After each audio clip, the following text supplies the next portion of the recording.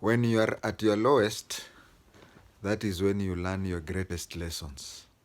But when you are at your greatest, that is when you learn. You don't even learn anything. Late 2000 and early 2001, I was staying in a certain house that I learned a lot. Actually, when I was staying in that house, I considered myself to have been so low that I thought getting to a lesser house than that one would be worse, or a lesser life than that one would be worse. But you know what?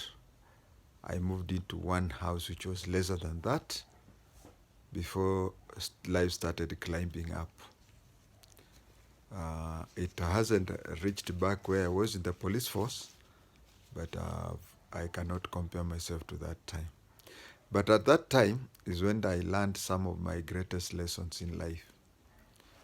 I do remember I had a swelling on one of my jaws, and it was discovered that I had lymphoma. Lymphoma, it was cut, and up to today I still have headaches, especially when I have cold. I went home. I think my sister, my follower, organized for me to go home on what I thought that, when you are recuperating and you go to your shags, maybe it makes you recover quickly, but it was a trap. I went home. Nobody understood me that I was just recovering from sickness. We argued, we did what. Then I came back to Nairobi while really annoyed. I was so much annoyed at home that I wished never to go back there, maybe go back there in a coffin. One day in that plot, we were lining up during the night to get water. Water used to come starting from 11 p.m. to around 2 a.m. So as we were lining up, there was a young man who saw me using my police training to line up people. We chota maji sahi. And he was so much impressed by me. And then he told me, Mzee, recently you came from home. I said, yes. He told me, how was home? Now, I could not tell him that home was boring or whatever. I gave him good stories, how I was so happy at home. He asked me about aunts. I said, aunts were okay, uncles were okay, cousins, everybody, village mate. I really regret coming out of there. I wish I would have stayed longer. But the truth is, I wished I had not gone. Then the young man, we were remaining, the two of us. Everybody had collected water enough for his or her home. The young man told me, you know I'm called Njoroge? I said, yes, of course. He said, I don't know whether I'm a Kikuyu or anything. I was born and thrown to the street. I grew up as a street urchin. And the nearest name that came was Njoro. So I don't know my parents, I don't know. And when you people go home and meet people, you're home, you come back very happy the way you are, or the way he thought I was. I envy you people.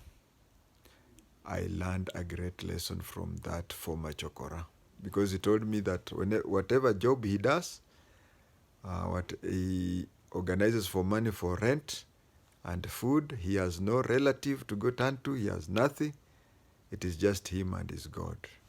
That way I appreciated the relatives. From that day onwards, I came and realized that the worst relatives are better than he who has no relatives. I was also staying in the same house that I saw some young men who were working somewhere. And as I was considering myself to have stayed in the worst life, they were enjoying life to their fullest. They told me that they grew up in Kibera at Katwekera, and staying in a house that was 8 by 8 iron sheet. To them was paradise. And also to them it was paradise because they had a permanent house unlike the people they grew up with in Kibera, who the longest they can be assured of a job is 1 week. Every weekend they were worried that maybe the next week they do not get. But these ones considered themselves to be so successful that even where they were working, they were given leave, annual leave. So I came to understand that life, you may consider yourself so low, but there are some people who, at your lowest place, some people consider it to be the highest. So with that, you should appreciate God. At that time, because of the sickness and the operation that I had to close down a shop, a barber shop stroke salon. We had a neighbor.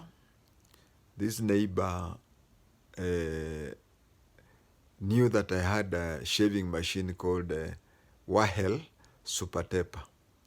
So the gentleman wanted me to sell the machine to him. And I told him that I held the machine so precious to me that whatever problems I had, I could not sell it.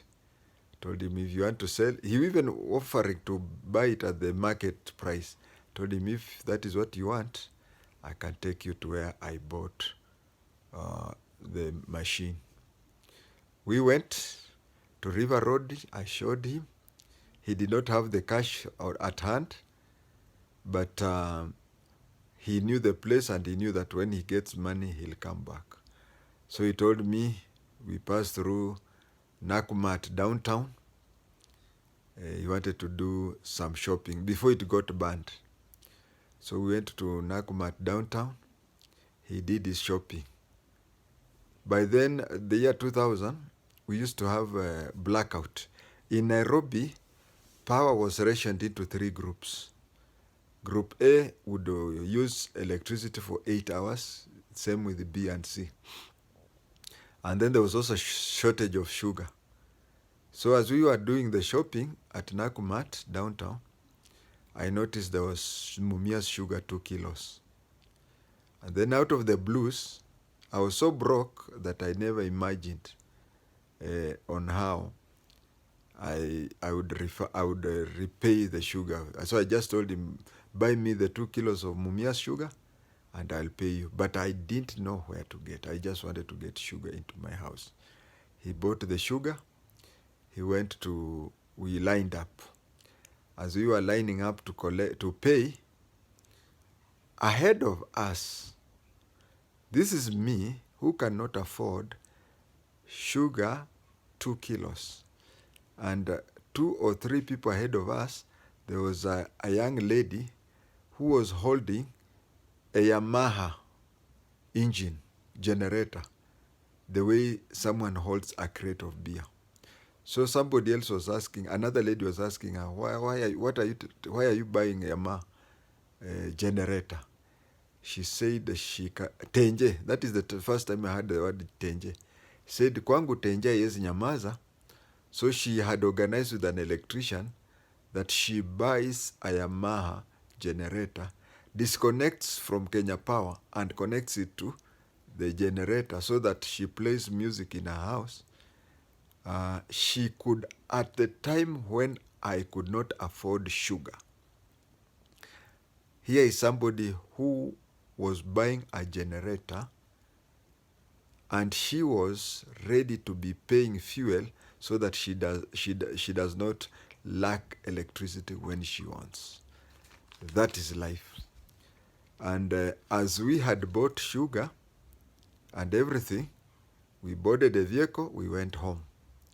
But as we alighted, as we were going home, this young man was confused. So we went, he gave me the sugar, and then to him, something was not adding up. So the money he had used to buy a lot of things, he saw as if Nakumatt had charged him less. So he started looking at the receipt, item by item. And Nakumatt had set a special offer such that anything could randomly